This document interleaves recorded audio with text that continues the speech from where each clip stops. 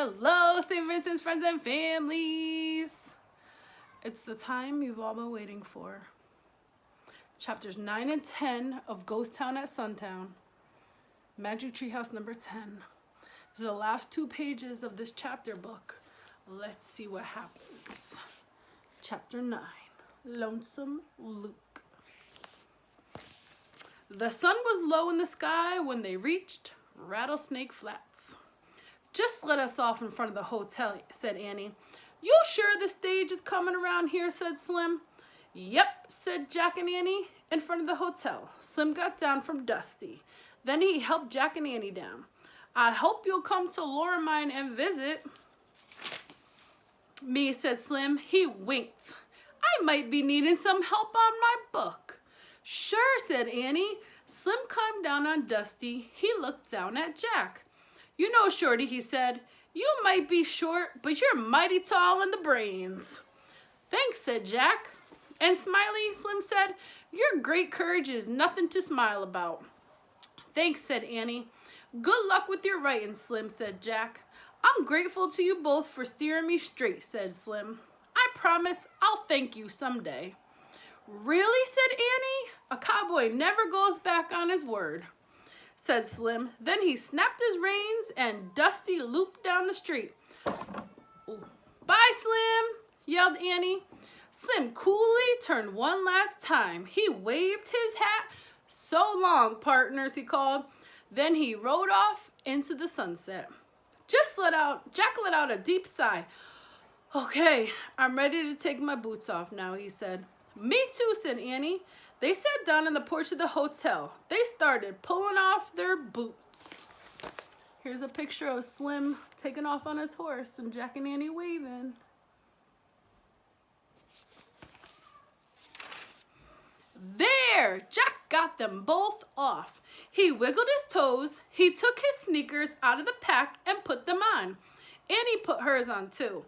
"Man, sneakers never felt so good," said Jack. Suddenly the sound of a piano drifted through the air. "Lonesome Luke," said Annie.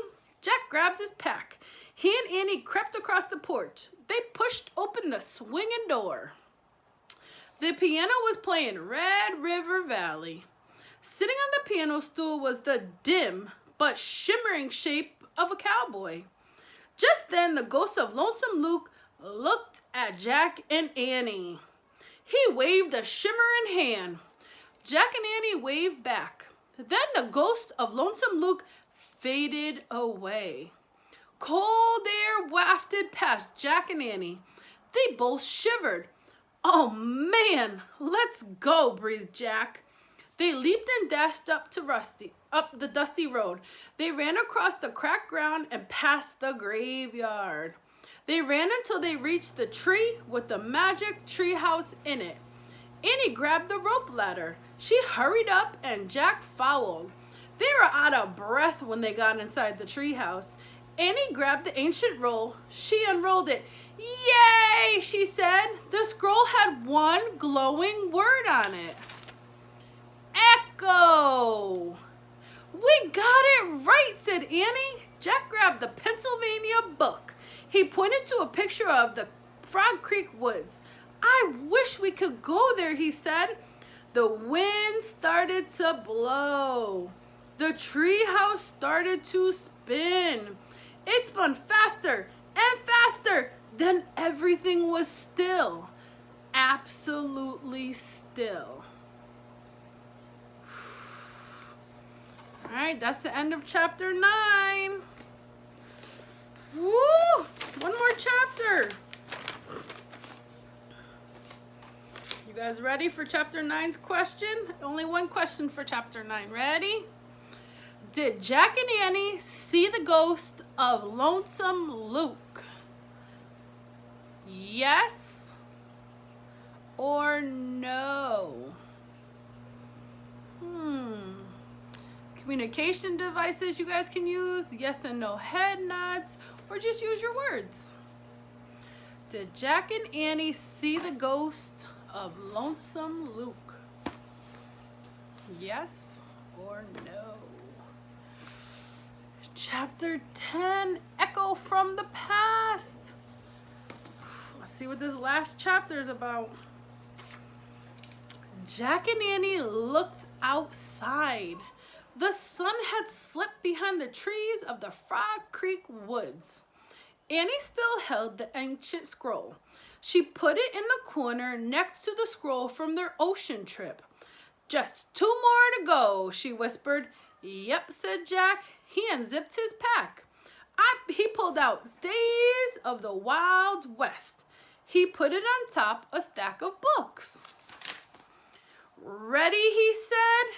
Annie was staring at the books. Her mouth dropped open. "What's wrong?" asked Jack. Annie just kept staring. "Have you gone nuts?" said Jack. Annie pointed at the Wild West book. "Read the cover," she said.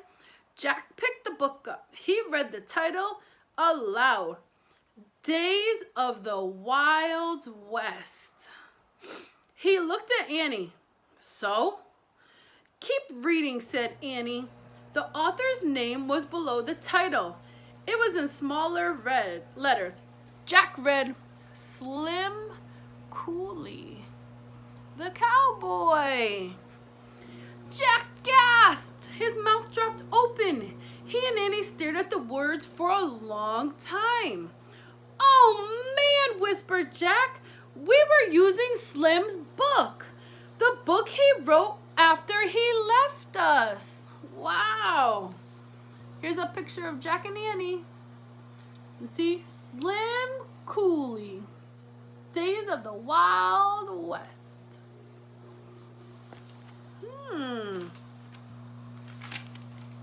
Jack and Annie shook their heads with wonder. Jack opened Slim's book. He looked at the title page. At the bottom of the page, he read Texas Press, Dallas, 1895. Jack turned the page. He read the dedication. "With thanks to Smiley and Shorty, 2 strangers who changed my life." Wow, Slim Cooley kept his promise. Jack looked at Annie. "Slim dedicated his book to us," he said. "Yep," said Annie. She smiled. Jack placed Slim's book back on the stack of books. Then he and Annie left the treehouse and climbed down the ladder. As they started through the woods, the trees were alive with bird sounds. The air felt soft and moist. "Frog Creek seems so peaceful," said Jack. "No rattlers, no rustlers, no ghosts." "Yeah, but no Slim Cooley either," said Annie sadly. "I know," said Jack, "but when we read his book, it's like he's talking to us."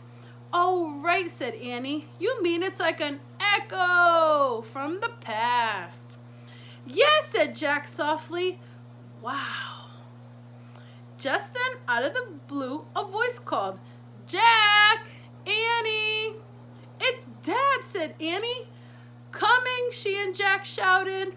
Then they ran all the way home through the long shadows of the setting sun. Wow! That's the end of Ghost Town at Sundown. Wow. Last question, chapter 10. What did Jack and Annie realize as they read their Wild West book? Was it that it was written by Slim Cooley? Yes or no? Or that it was written by Lonesome Luke? Yes or no?